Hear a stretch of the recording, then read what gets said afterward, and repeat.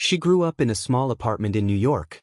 Not the New York you see in movies, not the gleaming towers, not the rooftop parties, not the champagne and city lights.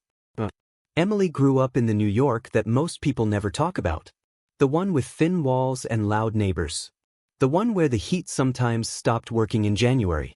The one where her mother came home every night smelling like coffee and grease, her feet aching from 8 hours of waiting tables at a diner that never quite paid enough. Her father was a mechanic. A good one. His hands were always calloused, always stained with something dark that soap could never fully wash away. He worked long hours. He never complained. And on the nights when the bills were stacked on the kitchen counter like a small, quiet disaster, he would just look at them, breathe slowly, and say, "We'll figure it out." They always did. But just barely. Emily watched all of this. Every single day. She watched her mother count coins before grocery trips. She watched her father skip lunch to save a few dollars. She watched her parents do everything right, work hard, stay honest, show up, and still, at the end of every month, there was almost nothing left. Not nothing in a dramatic way. Just nothing in a quiet, exhausting way. The kind of nothing that doesn't scream. It just whispers. Over and over and over again. And from all of this, her parents gave her one formula. One belief. One path forward.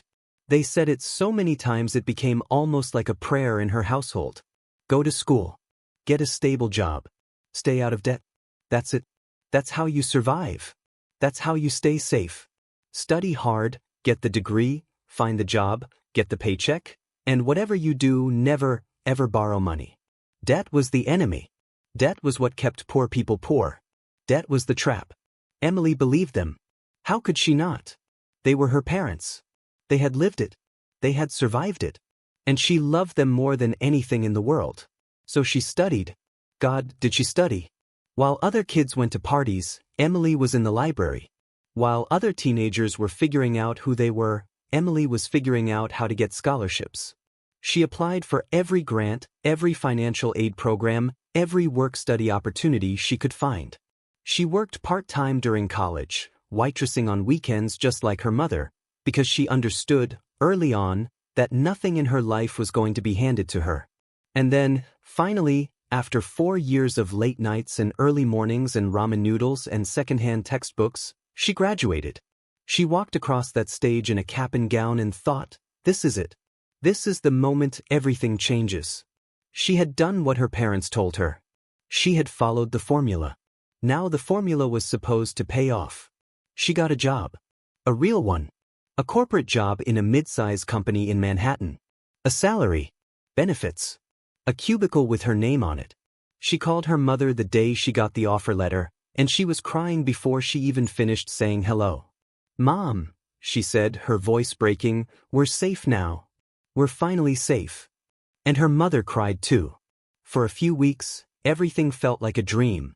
Emily would ride the subway to work every morning, coffee in hand, badge around her neck, and feel something she had never quite felt before, a sense of arrival. Like she had made it. Like the struggle was over. Like the story her parents had been writing their whole lives had finally reached its happy ending through her. But then the first month ended. And she looked at her bank account. And felt something cold move through her chest. Because after rent, which in New York swallowed nearly half her paycheck before she could even blink, after the minimum payment on her student loans, after the credit card bill she had built up during college, after her phone bill, her transit card, her groceries, her small expenses that seemed so harmless one by one but added up to something enormous together, there was almost nothing left. She stared at the number on her screen for a long time. It wasn't zero, but it was close. Terrifyingly close. She told herself it was fine. First month. Getting settled. Next month would be better. But next month looked the same. And the month after that. And the month after that. She started noticing things she had never paid attention to before. The way money left her account in waves. The way her student loan interest kept growing no matter how much she paid. The way her credit card balance never seemed to go down, even though she was paying it every month. She was working full-time, 40, sometimes 50 hours a week, and she was still living paycheck to paycheck, just like her parents. Except her parents had an excuse. They were working minimum wage jobs with no degree. She had a corporate salary and a diploma on her wall. Something wasn't adding up. She started feeling a kind of anxiety she hadn't expected. Not the dramatic, sudden kind. The slow kind. The kind that lives in your stomach and never fully goes away. The kind that makes you check your bank account 15 times a day and still feel surprised when it says what you already knew it would say. And then one ordinary Tuesday, a rumor moved through the office like smoke under a door. Downsizing. The company was restructuring. Some departments were being cut. Nobody knew who. Nobody knew how many. But the word itself, downsizing, landed on Emily like something physical. Like someone had put their hand on her chest and pushed. She sat at her desk and tried to focus on her screen and couldn't. Because for the first time, she felt it clearly. The thing she had been calling security, the job, the paycheck, the badge around her neck, it wasn't a foundation. It was a thread. A single, thin thread that someone else was holding. And they could cut it whenever they wanted. Without asking her. Without warning. Without caring that she had done everything right. She went home that night feeling something she hadn't felt since childhood. Vulnerable. Like no matter how hard she ran, the ground beneath her was never truly solid. She sat on her couch in her small apartment, her laptop open, the city humming outside her window. She wasn't sure what she was looking for. She just started watching. Financial videos.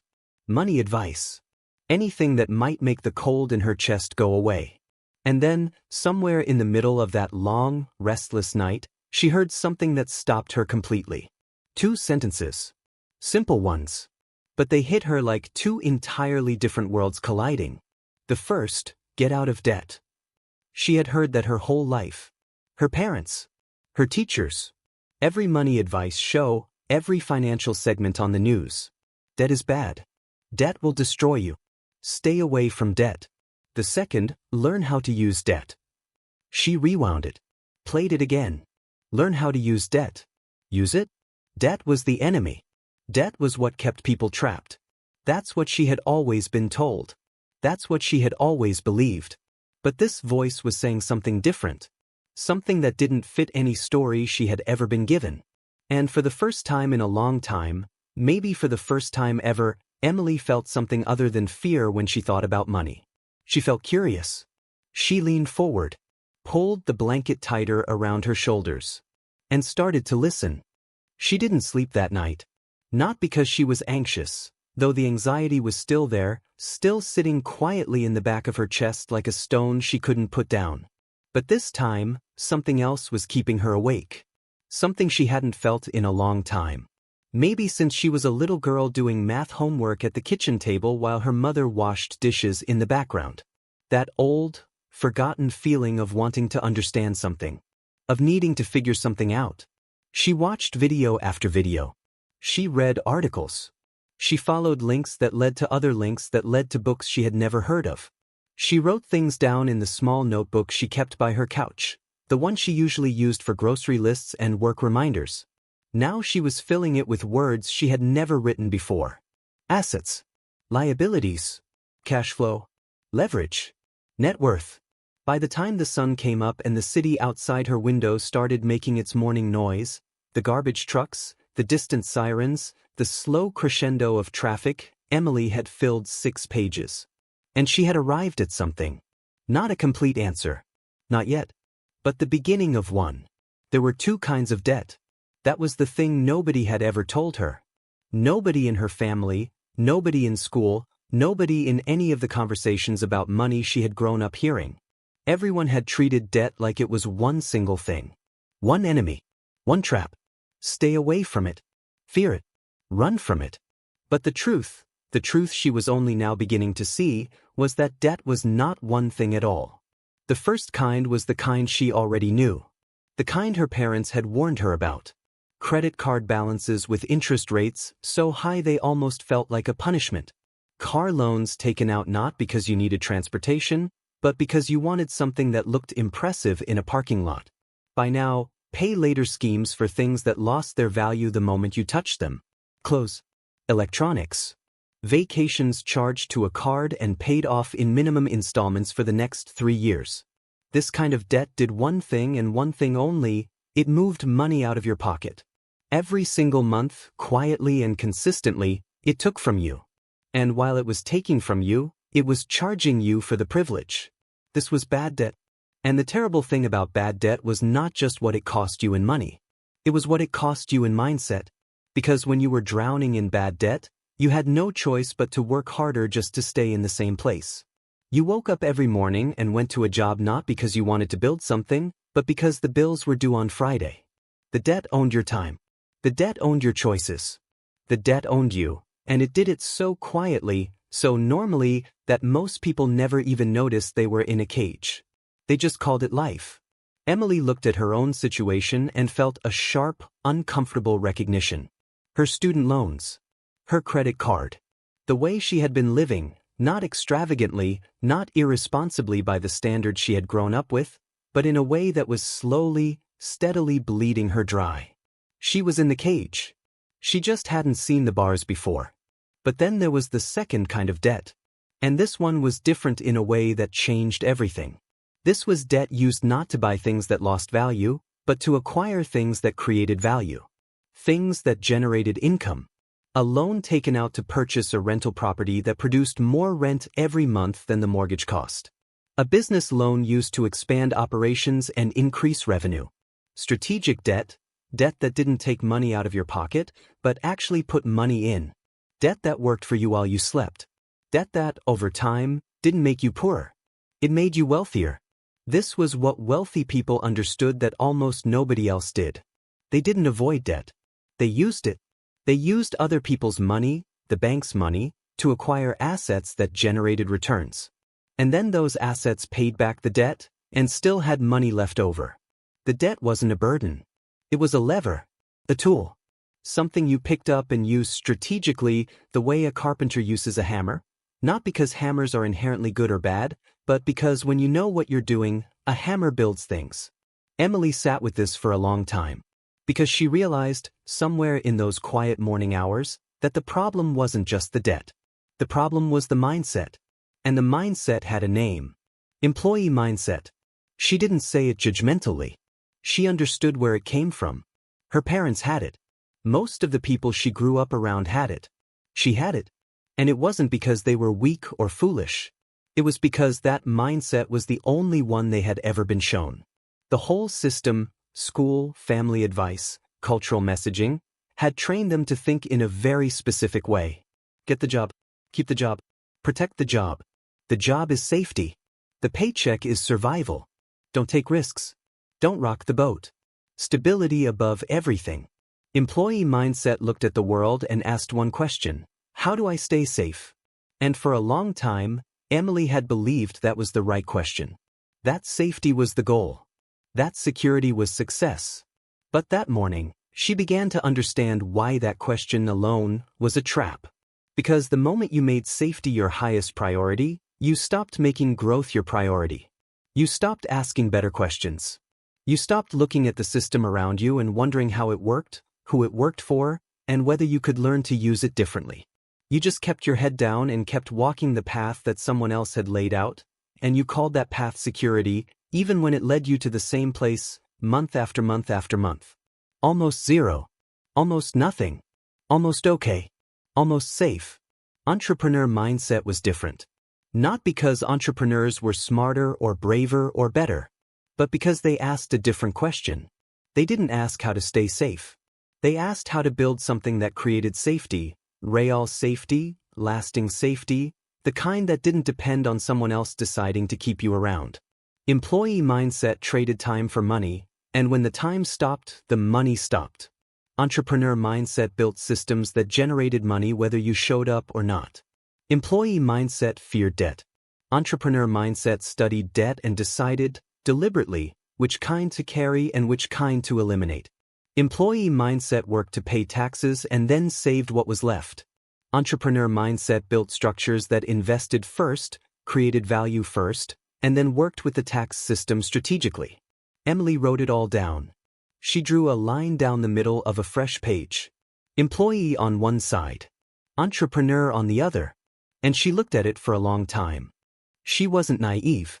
She knew she couldn't flip a switch and become a different person overnight. She knew that changing the way you think about money, when that thinking has been shaped over 20-something years by everything you've ever seen and heard and lived, doesn't happen in a night or a week or maybe even a year. She knew she was at the very beginning of something she didn't fully understand yet. But she also knew something had shifted. Something quiet and important and irreversible. Because she had spent her whole life being afraid of the wrong thing. She had been afraid of debt. But the real danger was never debt. The real danger was ignorance. The real danger was spending your entire life running from a word, debt, without ever stopping to ask what it actually meant, how it actually worked, and whether the people who were afraid of it and the people who used it were living fundamentally different lives. They were. She could see that now. She closed her notebook. The sun was fully up. Her coffee had gone cold an hour ago. She had to be at work in 2 hours, and she hadn't slept, and she probably looked it. But for the first time in months, maybe for the first time since she had walked across that graduation stage and thought she had arrived, Emily felt like she was actually going somewhere. Not somewhere she had been told to go. Somewhere she was choosing. She got up, poured the cold coffee down the drain, made a fresh cup, and stood at her kitchen window looking out at the city. The same city she had grown up in. The same streets. The same noise. The same world. But she was starting to see it differently. She thought about her student loans. She thought about her credit card. She thought about the debt she was carrying, bad debt, the kind that bled her, and she thought about what it would mean to be free of it. Not just the financial freedom, though that mattered enormously, but the psychological freedom, the space, the breathing room. Because before she could learn to use debt as a tool, she had to stop drowning in the debt that was dragging her under. First things first. She had a plan. It wasn't finished yet. There were 100 things she still didn't know and hadn't figured out. But she had a direction. And direction, she was beginning to understand, was more valuable than certainty. She picked up her notebook, opened it to a fresh page, and wrote 2 words at the top. Step 1. She didn't tell anyone what she was doing at first. Not her mother. Not her friends. Not the coworkers she ate lunch with in the break room every day. She just kept her head down, kept showing up to work, kept smiling when people talked about weekend plans and new restaurants and things they were buying, and quietly, privately, she started dismantling the life she had built on the wrong foundation. The first thing she did was look at every single dollar she owed. Not in the vague, uncomfortable way she used to, the way where you open your banking app, feel your stomach drop, and close it again before the full picture can land. She sat down one Saturday morning with her notebook, her laptop, and a cup of coffee, and she wrote it all out. Every debt, every balance, every interest rate, every minimum payment. She lined them up like soldiers on a page and looked at them clearly, maybe for the first time in her life. Student loans. The biggest number, the one that had felt so abstract when she signed for it at 18, now sat on the page like something real and heavy and urgent. Credit card, smaller balance, but the interest rate was almost criminal. A small personal loan she had taken out during a particularly rough month in her second year of college. Together, the numbers added up to something that made her breath shallow for a moment. But she didn't look away. Because she understood something now that she hadn't understood before. The anxiety she had been carrying for months, that constant, low-level dread whenever she thought about money, it didn't come from the debt itself. It came from not looking at it directly. It came from the blur, the vagueness, the sense that something was wrong but you couldn't quite see its shape. When you named a thing, when you measured it, when you put it on a page in black ink, it stopped being a monster in the dark and became a problem with specific dimensions. And problems with specific dimensions could be solved. She made a decision. She was going to attack the high-interest debt first. Not because it was the largest, the student loans were larger, but because the credit card interest was compounding against her every single month, growing like something alive, eating into every payment she made before the payment could even do its job. She had read about this approach. Some people called it the avalanche method, starting with the highest interest rate and working down. It wasn't emotionally satisfying the way paying off the smallest balance first might feel. But mathematically, It was the right move. And Emily was learning, slowly, to let math guide her more than emotion. She cut back on everything that wasn't essential. Not in a punishing way. She had read enough by now to know that extreme restriction almost never worked long-term, that budgets built on deprivation collapsed the moment life got complicated. She was strategic about it. She kept the things that genuinely mattered to her and eliminated the things that didn't. She cooked at home most nights. She canceled 2 subscription services she barely used. She stopped buying coffee on her way to work and started making it at her apartment. Small things. Boring things. The kind of things that don't make a dramatic story but, added together, month after month, created real margin. And she put every dollar of that margin directly onto the credit card. The first month, the progress was small. Almost discouraging. She looked at the balance and it had barely moved. But she kept going. Second month. Third month. She got a small refund from an overpayment on a previous bill and she didn't celebrate with dinner out. She put it on the card. She picked up one freelance writing project that a former college classmate passed her way, and she put every dollar of that income on the card too. By month 5, the credit card was gone. She sat in her apartment that evening and stared at the zero balance on her screen. She had been carrying that balance since her sophomore year of college. For years it had been sitting there, quietly charging her interest, quietly owning a small piece of every paycheck she earned. And now it was gone. She didn't throw a party. She didn't post about it online. She just sat quietly for a little while and felt something she hadn't felt in a very long time. Like she was winning. She moved to the student loans with the same focus. This took longer, of course it did. The balance was larger, the timeline was longer, and there were months when unexpected expenses hit and she couldn't put as much toward the principal as she had planned. A car repair. A medical bill that insurance only partially covered. Real life, doing what real life does, interrupting the plan. But she didn't abandon the plan. She adjusted it. She kept going. And during those months of paying down debt, something else was happening inside her. Quietly. Almost without her noticing at first. She was developing a different relationship with money. Not an anxious one. Not the relationship she had grown up with, where money was something that disappeared before you could hold it, where financial conversations carried a weight of stress and shame. She was building a relationship based on understanding, on intention, on the sense that money was a tool, neutral, neither good nor bad, and that the difference between people who built wealth and people who struggled wasn't luck or talent or the family they were born into. It was knowledge. It was the willingness to learn, to look clearly at things that were uncomfortable, and to make decisions based on principles rather than fear. She started reading more. A book about real estate investing that a video had recommended. A book about how taxes actually worked for investors versus employees, and that one genuinely changed something in her brain, because she realized how much of the system was quietly designed to reward people who built assets, and how almost none of that was ever taught in school. She started listening to podcasts during her commute instead of music. She started paying attention to the real estate listings in her neighborhood, not to fantasize, but to understand. To learn what properties rented for, what they sold for, what the math looked like. She was building a different kind of education, the kind nobody had offered her growing up. And then her student loans reached a number small enough that she could see the end. The month she made her final student loan payment, she called her mother. She didn't tell her everything, not yet. Her mother wouldn't have understood the full picture, and that was okay. She just said, "Mom, I paid off all my debt." And her mother went quiet for a moment and then said, in a voice that carried 30 years of worry in it, "All of it." And Emily said, "All of it." And her mother said, "How?" And Emily laughed softly and said, "I'll explain it one day. But right now, I just wanted you to know." She could hear her mother crying on the other end of the line. The good kind of crying. After she hung up, Emily sat for a long time with the phone in her hand. She thought about her father. His calloused hands. His patience. His quiet dignity in the face of a life that never gave him quite enough.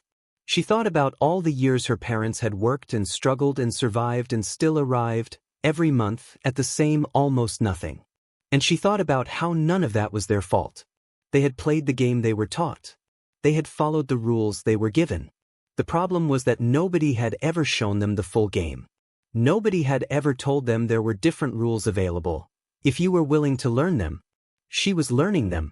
She opened her laptop that night and pulled up the real estate listings she had been quietly studying for weeks. She had a down payment saved now, not a large one, but real. She had no consumer debt. She had a stable income and a credit score that had climbed steadily as her debt had fallen. And she had something else. Something harder to quantify but more valuable than any of those things. She had a plan that wasn't about survival. For the first time in her life, Emily wasn't trying to stay safe. She was trying to build something.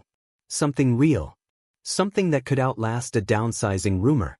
Something that didn't depend on a single thread held by someone else's hands. She scrolled through the listings slowly. Small multifamily properties. Duplexes. A 2-unit building in a neighborhood 30 minutes outside the city. The numbers were tight. She ran them 3 times to make sure she wasn't fooling herself. Mortgage cost. Estimated rent. Vacancy rate. Maintenance reserve. Property taxes. When she added it all up, the cash flow was small. Barely anything really.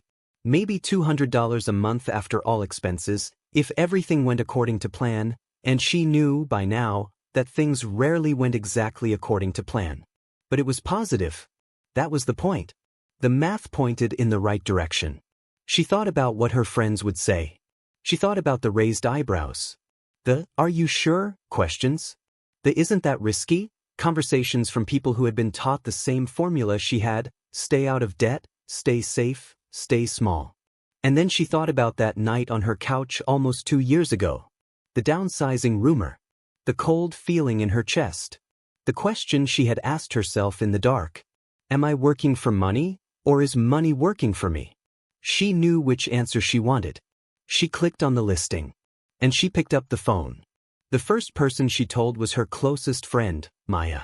They were sitting in Emily's apartment on a Sunday afternoon, takeout containers between them, when Emily pulled out her notebook and walked Maya through the numbers. The property. The mortgage. The rental income projection. The cash flow. She had rehearsed it in her head a dozen times, half expecting Maya to lean in, get excited, maybe even ask how she could do something similar. Instead, Maya looked at her like she had just suggested something mildly insane. Emily, she said slowly, you just spent 2 years getting out of debt. And now you want to go back into debt. Emily had expected this. She had prepared for it. But hearing it out loud, from someone she loved and trusted, still landed with a weight she hadn't quite anticipated. Because it wasn't just Maya's voice she was hearing. It was every voice she had grown up with. Her mother. Her father. Every teacher who had ever put a red mark next to the word borrow. Every cultural message she had absorbed since childhood that said debt was failure, debt was weakness, debt was the thing that happened to people who couldn't manage their lives. She took a breath. It's not the same kind of debt, she said. And she explained it. Patiently. Clearly. The way she wished someone had explained it to her years ago. The difference between debt that takes from you and debt that builds for you. The difference between borrowing to consume and borrowing to acquire. The difference between a liability and an asset. Maya listened. She nodded in some places and frowned in others. And at the end, she said, I still think it sounds risky. And Emily said, everything sounds risky when you've only ever been taught to be afraid. They finished their food and changed the subject.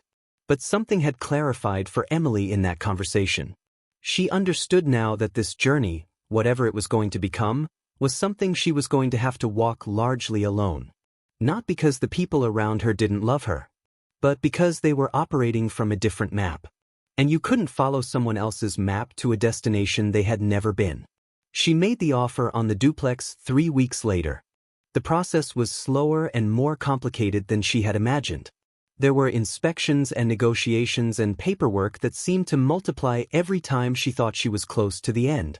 There was a week where the deal almost fell through over a repair issue the seller refused to address, and Emily sat in her apartment at midnight going back and forth between walk away and push through until she remembered something she had read, that almost every good thing worth building has a moment where it feels like it's about to collapse. That the moment of maximum doubt is often the moment just before the breakthrough. She pushed through. She negotiated a price reduction to account for the repairs. The deal closed on a gray Tuesday morning in November, and Emily stood outside the building afterward in the cold, holding her keys, and felt something so large and unfamiliar that for a moment she didn't have a word for it. Not happiness exactly. Not relief. Something deeper than both. Like she had crossed a line she could never uncross. She had a tenant in the upper unit almost immediately, a quiet young couple who paid on time and took care of the place. The lower unit took 6 weeks to fill, which was 6 weeks of carrying the full mortgage herself, and she won't pretend that wasn't stressful. To us. She checked her bank account more in those 6 weeks than she had in the previous 6 months. But she had prepared for this. She had built a reserve specifically for gaps like this one. And when the lower unit finally rented and she sat down to run the numbers for that first full month, both units occupied, both rents collected, the cash flow was there. Modest. Almost laughably modest compared to the stories she had read online about real estate investors making thousands of dollars a month from a single property. But it was real. It was hers. And it was pointing in the right direction. Then the hard lessons started arriving. Because nobody tells you about the Tuesday afternoon when your tenant calls to say there's water coming through the bathroom ceiling. Nobody puts that part in the motivational videos. Nobody talks about standing in a stranger's bathroom at 6 in the evening trying to understand a plumbing diagram on your phone while a plumber quotes you a number that makes your stomach turn. Emily paid it. She had to. She built it into her understanding of what this was, not a passive income fantasy, but a real business with real costs and real problems that required real decisions. There was the month a tenant lost his job and asked for an extension on rent. Emily thought about it for a long time. She thought about her father. She thought about the months her family had been late on something because life had simply not cooperated with the calendar. She worked out a payment plan. The tenant caught up within 6 weeks and stayed for another 2 years. That decision cost her some short-term cash flow and gave her something more valuable, the understanding that being a good landlord and being a smart investor were not opposites. They could be the same thing, if you approached it with both your head and your heart. She cried exactly twice in that first year of ownership. Once over the plumbing bill. Once over a particularly brutal month where the car repair she had postponed could no longer be postponed and her emergency fund took a hit she hadn't planned for. Both times she sat with the feeling, let it move through her, and then opened her notebook and looked at the bigger picture. The trajectory. Where she had started and where she was going. Both times she kept going. She started learning more deeply. Not just watching videos and reading books, but actually understanding the tax implications of owning rental property. Depreciation. The way certain expenses could be deducted. The way investors and employees were taxed in fundamentally different ways, and how that gap, over a lifetime, compounded into something enormous. She found an accountant who worked specifically with real estate investors. She asked questions she had once felt too embarrassed to ask. She stopped pretending to understand things she didn't understand and started admitting what she didn't know so she could learn it. Knowledge, she was discovering, was not something you arrived at. It was something you kept moving toward.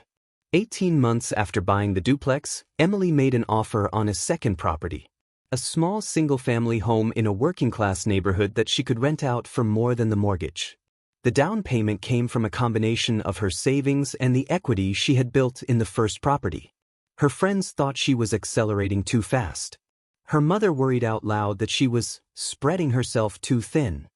Her father said very little, the way he always did, but she noticed he had started asking more questions about how things worked, quiet, careful questions that she answered as fully as she could, because she understood that he was trying to learn too. In his 60s. Starting from scratch. And she loved him for it more than she could say. The second property was harder than the first. Different neighborhood. Different tenant profile. More maintenance issues in the first year than she had projected.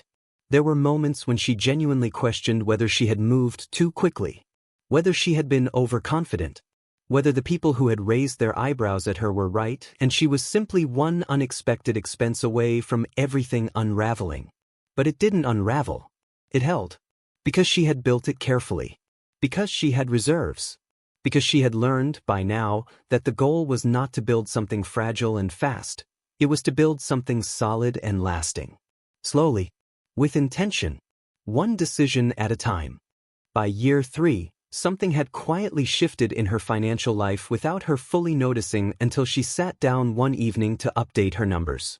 Her salary, the job she still showed up to every morning, the paycheck that had once been her only lifeline, was no longer her primary source of income. The rental income, combined, had grown to the point where it exceeded what she brought home from work after taxes. Her job had become something different. It was still valuable. She was still good at it. But it was no longer the thread everything else hung from. It was one part of a larger picture. If the downsizing rumor ever became reality, if the thread was cut, the picture would still hold. That realization, sitting alone at her kitchen table on an ordinary Wednesday evening, was one of the quietest and most profound moments of her life. She wasn't free yet. Not completely. There was still debt on the properties, still work to do, still plenty of uncertainty ahead. But she was free in a way that mattered more than any balance sheet could measure. She was free from the fear. That constant, low-grade terror of a life held together by someone else's decision. She had built something of her own. Something internal. Something that belonged to her regardless of what the economy did, regardless of what her company decided, regardless of what the world looked like on any given morning.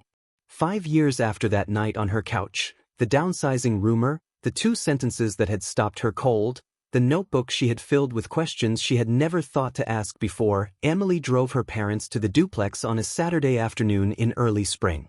The trees were just beginning to go green. The neighborhood was quiet. She parked on the street and they got out and stood on the sidewalk, and Emily watched her parents look at the building the way you look at something you can't quite believe is real. Her mother turned to her. "You own this." "I own this," Emily said. Her mother looked at the building for a long moment. Then she looked at her daughter. And Emily could see in her face the weight of every year. Every late bill. Every counted coin. Every morning her mother had gotten up before the sun and gone to stand on her feet for 8 hours so that her daughter could have something better. She could see all of it. And she could see, underneath all of it, something new. Something her mother had not had many opportunities to feel when it came to money. Real pride. Not the fragile kind that comes from survival. The solid kind that comes from watching something grow. "How did you do this?" her mother asked. Emily put her arm around her mother's shoulders. They stood there together looking at the building in the spring light. "I stopped running from debt," Emily said quietly. "And I started trying to understand it." Her father walked slowly up the front path, the way he always moved, unhurried, deliberate, like a man who had learned a long time ago that patience was the only thing in life you could always afford. He stood at the front door and put his hand on it briefly, the way he used to put his hand on engines. Like he was listening to something inside it. Then he turned around and looked at his daughter. And he nodded once. Slowly. That was enough. On the drive home, Emily thought about the formula she had grown up with. Go to school. Get a stable job. Stay out of debt. She didn't resent it anymore. She understood where it came from. It came from love. It came from survival. It came from 2 people doing the very best they could with the map they had been given. The formula had kept her family afloat through decades of difficulty, and there was real dignity in that. Real strength. But she knew now that there was a longer formula. A fuller one. One that her parents had never had access to, not because they weren't smart enough, not because they hadn't worked hard enough, but simply because nobody had ever put it in front of them. Go to school. But keep learning after school ends, because the most important education you will ever get is the one you pursue yourself. Get a stable job. But don't let the job become the whole plan, because stability that depends entirely on someone else's decision is not really stability at all. Understand debt. Not just fear it, not just avoid it, understand it. Know the difference between the kind that drains you and the kind that builds you. And learn, slowly and carefully, to use the right kind as a tool. Build assets. Not just a career. Not just a reputation. Assets. Things that generate income whether you show up or not. Things that work while you sleep. Things that belong to you in a way that no employer's decision can ever take away. And above everything else, change the question. Not, how do I stay safe? But, how do I build something real? Not, how do I survive this month? But, what am I building for the next 5 years? Not, am I working for money? But, is money working for me? That night, long after she had dropped her parents off and driven back to her own apartment, which she now owned, having converted her rental situation into equity 18 months earlier, Emily sat on her small balcony in the dark. The city was doing what it always did. Humming. Moving. Glittering with the lights of 10 million lives being lived in 10 million different ways. She thought about the girl she had been 5 years ago. The girl who had checked her bank account 15 times a day and felt sick every time. The girl who had believed that a paycheck was the same thing as security. The girl who had been so afraid of debt that she had never stopped to ask whether all debt was the same thing. The girl who had done everything right and still ended up feeling like she was running on a treadmill going nowhere. She didn't feel sorry for that girl. She felt grateful for her. Because that girl had sat on this same couch on a sleepless night and heard 2 sentences that didn't fit together in her mind, and instead of scrolling past them, instead of filing them away in the drawer where uncomfortable ideas go to be forgotten, she had leaned forward. She had asked why. She had picked up a notebook and started writing. That curiosity, that small, stubborn refusal to stop asking questions. That was where everything had begun. Not with the duplex. Not with the down payment. Not with the strategy or the numbers or the books. With a question. The most important financial decision Emily ever made wasn't a real estate purchase. It wasn't a debt payoff. It wasn't a savings plan or an investment strategy. It was the moment she decided to stop accepting the answers she had been given and start searching for better ones. Because real wealth, the lasting kind, the kind that changes not just your bank account but your entire relationship with your own life, doesn't begin with money. It begins with the way you think about money. And the day you change that, the day you stop letting fear make your financial decisions, the day you stop running from words you don't understand, the day you sit down with a notebook and a cup of coffee and decide to truly learn, that is the day your story changes. Emily's story changed on a sleepless night in a small apartment, with a cold cup of coffee on the table and a question forming slowly in the back of her mind. Your story can change tonight. All it takes is the same thing it took her. The willingness to lean forward and ask why.